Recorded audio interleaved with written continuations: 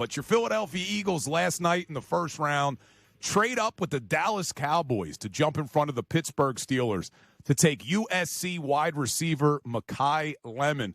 And joining the show now, his college coach at USC, Lincoln Riley.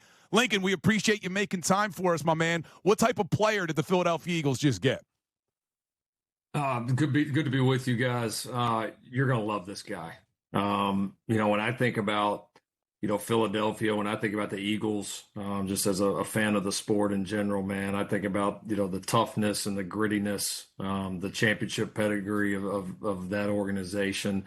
And I just think Makai Lemon fits so well into that. He is in a lot of ways, I told a lot of different people at the Eagles as they called and talked about some of our different prospects. I think Makai's in a lot of ways kind of a throwback type of player. You watch the way that this guy blocks, the way that he competes down in and down out.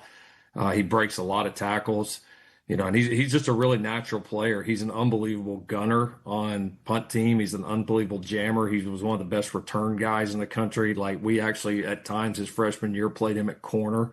And I think he would have been an NFL corner, in my opinion, had he not played offense. He's just a really phenomenal football player. And excited, obviously, with my history with Jalen and a few of the other guys around that organization. Kind of cool to see all those guys together. And I think the entire city of Philadelphia is going to really love having Makai Lemon as a part of them. Is he versatile to play in the slot and on the outside?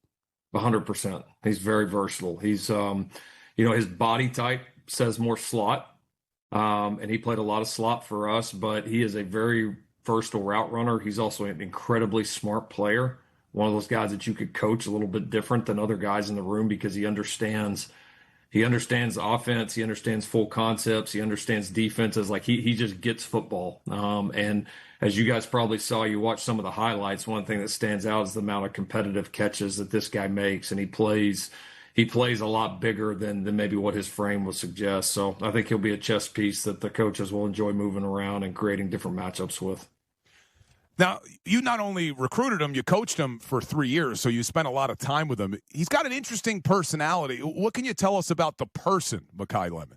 Yeah, he's very real. Like, that's how I would describe him. Like, he doesn't try to change who he is for the cameras. He's not a real, like, flashy guy. Like, he loves ball, and he's just kind of all about that. And he plays to compete, and he plays to win. And he honestly doesn't get caught up in a lot of the other stuff. And I think that's why he improved as a player, as much as he did, right? You see some of these guys in college, especially now, guys getting paid, right? These guys kind of becoming kind of mini celebrities in their towns, whatever it is. Like, a lot of guys get caught up into that, and that can stunt their development, where this guy's he's all about ball, and he's kind of unapologetically who he is, and he's very kind of confident in that. And that's, he doesn't do it for ratings. He doesn't do it for social media followers. He doesn't do it for money. Like, this guy just loves the game. And I just think he is who he is. And I think people, the more you guys are around him, the people in the city get to know him, I think they're going to appreciate his authenticity.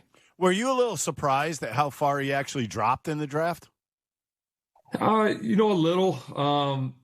You never know with the draft, right? We've been lucky to have enough guys that you got to be ready. I think there were some teams that were kind of right there on the edge of taking them that ended up just going a different way position-wise. And then I think, fortunately for Philly, there was a handful of teams after 13, that I don't think were heavily in the market for a wideout. And but I knew it was going to happen pretty quick. I mean, I know where he was on some of these teams' board, and so I was obviously fired up to see the Eagles jump up and take him. We're talking to USC head coach Lincoln Riley, who also coached at Oklahoma when Jalen Hurts was there. Now, you had him for 1 year, Jalen, but could you have anticipated that he would turn out to be the franchise quarterback that he is now? I mean, to have as much success as he's had early on in his career, I mean, that would be a tall task for any young quarterback. But I mean, the one thing that always stood out to me about this cat was he always found a way to be successful, and he's done it for so many years. And I know this year's another one for you guys where he's had a different offensive coordinator and offensive system that he's had to learn. I mean, this guy's had to learn more damn offenses than some of us coaches. And so, like, for him to be able to produce the way he has, despite all that, I think it's been impressive. And then, the leadership and the consistency and the consistent competitor that he is really off the charts, man. So, no, and I think another guy that went to the perfect organization for him, and yeah, it's kind of been awesome to see his career go forward. And we've talked a lot here as of late in the last several months. I can tell you what, he is a hungry, hungry guy right now, and he's always motivated, but I feel even for him a little extra edge from him right now. Like he's gotten his taste of obviously success and going to Super Bowls, winning the Super Bowl, but like this guy wants a lot more, and he's coming for it. Are you a little surprised at the criticism he gets in Philadelphia sometimes? I haven't spent a lot of time in the city, but you see it obviously, the reputation for how passionate the fan base and how, the expectation for excellence. And so like that's part of it. Like when you win and when you have success, then people are going to expect that. And I think for Jalen, like Jalen wants to be in a place with high expectations. He wants to be a part of a fan base with high expectations, and he's never shied away from it. And so I think sometimes we get this notion, oh, well, you win one Super Bowl, or you did do this, that like all of a sudden you're like you're immune from that, right? And that's not the case, right? The great competitors, they want to come back and get more. And so, listen, I mean, not many guys have done, what they've done, what he's done early in his career. He's had one of the great starts to a career for any quarterback ever. And I think that his best ball is going to be ahead of them. And I know he's excited to get some continuity offensively and get rolling. And so, yeah, I mean, that's the nature of the business. That's part of the thing. If you're going to go to Philly, like you better love that, right? You better embrace that. And I can tell you from knowing him like I do, he very much does. And you believe Makai Lemon's also going to embrace this city, you told us earlier. I do. I think, he's not the guy that's going to love to get behind a mic and do like some 30-minute press conference or get you're not always going to get like some long, 2-minute really, in-depth answer to a question. I just think people are going to love the way the guy plays. I think they're going to love, he's authentic. He's not trying to be somebody else. And he is just a tough, hard-nosed competitor that, man, just like some organizations you feel like, man, this guy would really fit with. And I always thought he'd fit well with Philly. I just didn't think they'd have a chance in hell to get him, and then it worked out, and Howie was aggressive like how he does. And I think it's going to be a great match. This is kind of a question about your USC team. How hard is it to be in the Big Ten Conference right now with all the travel and then the early games when you got to come out east?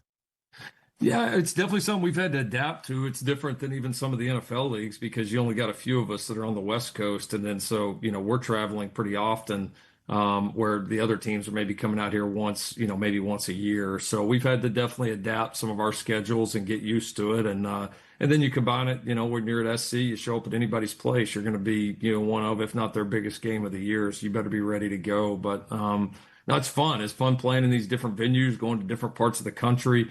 And obviously the league's gotten so good, man. It's really good competition every single week. Well, we really appreciate you making the time, and I'm hoping you're right. I'm hoping Makai Lemon turns out to be a star for the Philadelphia Eagles. But thanks for the time, Lincoln. No, trust me. I'm going to be right. You'll see. You're going to love this guy. Man, yeah, enjoyed it, fellas. Awesome. He's got me fired up. I like that. He got me fired up. Tell me that's not a football coach right there at a high level university saying, I'm right. Watch. So we're going to have to call him at some point and say, you were right. Well, he certainly knows. Right all along. He certainly knows offense and wide receivers. So that was Lincoln Riley, USC head coach, who also coached Jalen Hurts in there. So some really, really good stuff from him.